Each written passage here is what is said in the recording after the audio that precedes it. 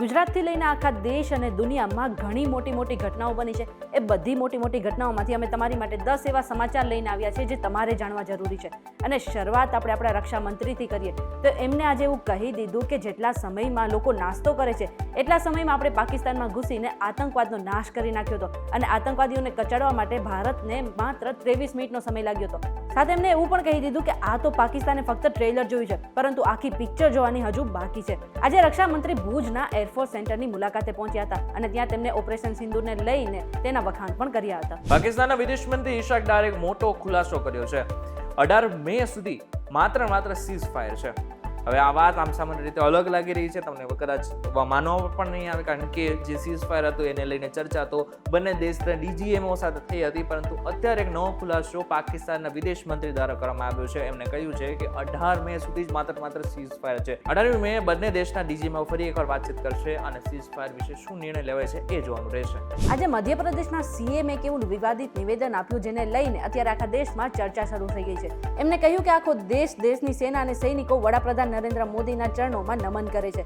આ નિવેદન પછી અત્યારે વિપક્ષે તેમને ઘેરી લીધા છે અને એક નવો વિવાદ ઉભો થઈ ગયો છે. કોંગ્રેસે અત્યારે તેમની સામે નિશાનો સાધતા કહ્યું કે આ સેનાની બહાદુરી અને હિંમતનું અપમાન છે. જોકે જગદીશ દેવડાએ પોતાની સફાઈ આપતા કહ્યું કે મારા નિવેદનને અલગ રીતે રજૂ કરવામાં આવ્યું હતું. યુએઈનો એક વિડીયો સોશિયલ મીડિયામાં અત્યારે વાયરલ થઈ રહ્યો છે કે જ્યાં તમે જોતા હશો કે ટ્રમ્પ ચાલી રહ્યા છે અને આસપાસ કેટલીક મુસ્લિમ મહિલાઓ વાળ ખુલ્લા રાખીને અલગ રીતે ડાન્સ કરી રહી છે.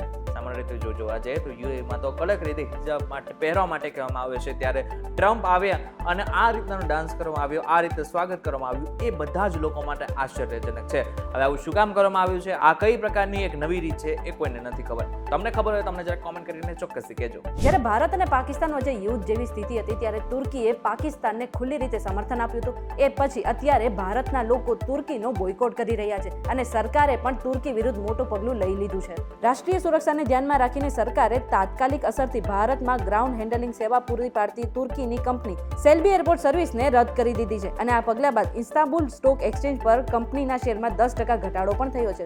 અત્યારે આખા દેશમાં તુર્કી વિરુદ્ધ એક ઝુંબેશ ચાલી રહી છે અને લોકો આ દેશમાં જવાનું ટાળી પણ રહ્યા છે. સુરતમાં આજે હર્ષ સંઘવીએ એક રસ્તાનું લોકાર્પણ કર્યું હતું, જ્યાં તેમણે લોકોને સંબોધતા કહ્યું હતું કે આપણી સેના કેટલું મહાન છે એનો નમૂનો એ જ છે કે પાકિસ્તાનના જેટલા પણ ડ્રોન હતા એ ફટાકડાની જેમ ફૂટી ગયા હતા. આતંકીઓના આંકાઓને ભારતીય સેનાએ ખાતમો બોલાવ્યું છે એમ પણ તેમણે કહ્યું. હર્ષ સંઘવીએ આગળ એમ પણ કહ્યું કે ભારતીય સેનાએ આતંકવાદીઓના અડ્ડાઓ પણ ધ્વસ્ત કર્યા હતા.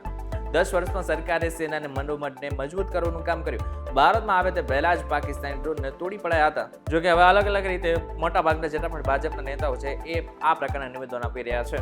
ભારતમાં નિશ્ચિત સમય પહેલા ચોમાસાની એન્ટ્રી થઈ ગઈ છે અને અંદમાન નિકોબારમાં ચોમાસું વહેલું પહોંચી ગયું છે અને એવું કહેવાય રહ્યું છે કે 27 મે સુધી કેરળમાં પણ ચોમાસું પહોંચી જશે. આ સાથે ગુજરાતમાં અત્યારે પણ અનેક જગ્યા પર વરસાદી માવઠાની સંભાવના વ્યક્ત કરવામાં આવી છે અને આને કારણે ખેડૂતો પણ ચિંતામાં મુકાઈ ગયા છે.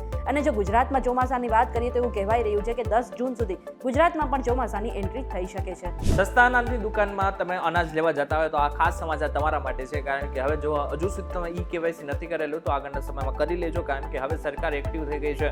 તમારું જે ઈ-કેવાયસી છે એ સસ્તા અનાજની દુકાનમાં નહીં કરાવેલું હોય તો આગળના સમયમાં તમને અનાજ નહીં મળી શકે. આખા ગુજરાતમાં અનેક જગ્યા પર ઘણા બધા રોડની હાલત ખૂબ જ ખરાબ છે અને લોકો આ રોડથી પરેશાન પણ છે, પરંતુ વડોદરામાં આ રોડના પરેશાનીને લઈને એક અલગ જ પ્રકારમાં પ્રદર્શન થયું હતું અને જ્યાં વડોદરાના લોકો છે એમને જે રોડના ખાડા હતા તેમને ઓક્સિજન માસ્ક પહેરાવ્યું હતું અને કહ્યું હતું કે આ જે રોડ છે એ વેન્ટિલેટર ઉપર છે. વડોદરામાં ગટર લાઈન નાખવા માટે રોડના કોન્ટ્રાક્ટરે ઠેર મસ્ત મોટા ખાડા ખોદી નાખ્યા છે અને ખાડાની ફરતે બેરિકેડિંગ કે સાઇન બોર્ડ પણ નતા મૂક્યા અને લાંબા સમયથી આ જે રોડ છે એ બધાની હાલત આવી જ ખરાબ છે. એટલા માટે વડોદરાના જે યુવકો છે એમને આવી રીતના અલગ રીતે વિરોધ નોંધાવ્યો હતો અને કહ્યું હતું કે જો આગળ જતા રોડની હાલત સારી નહીં થાય ને તો તેઓ આંદોલન પણ કરી શકે છે. કોરોના યાદ છે કે ભૂલી ગયા છો? અને જો ભૂલી ગયા છો તો ફરી એકવાર યાદ કરી લેજો, કારણ કે સિંગાપોર અને હોંગકોંગમાં કોરોના કેસ ફરી એકવાર સામે આવે છે. હોંગકોંગમાં વાયરસનો પ્રકોપ ઘણો વધ્યો છે અને સેન્ટર ફોર હેલ્થ પ્રોટેક્શન ખાતે ચેપી રોગ શાખાના પ્રમુખ આલ્બર્ટ ઓએ આ અઠવાડિયે સ્થાનિક મીડિયાને જણાવ્યું હતું કે કોવિડ-19ના પોઝિટિવ કેસોની ટકાવારી એક વર્ષમાં સૌથી હાઈ સ્તરે પહોંચી ગઈ છે.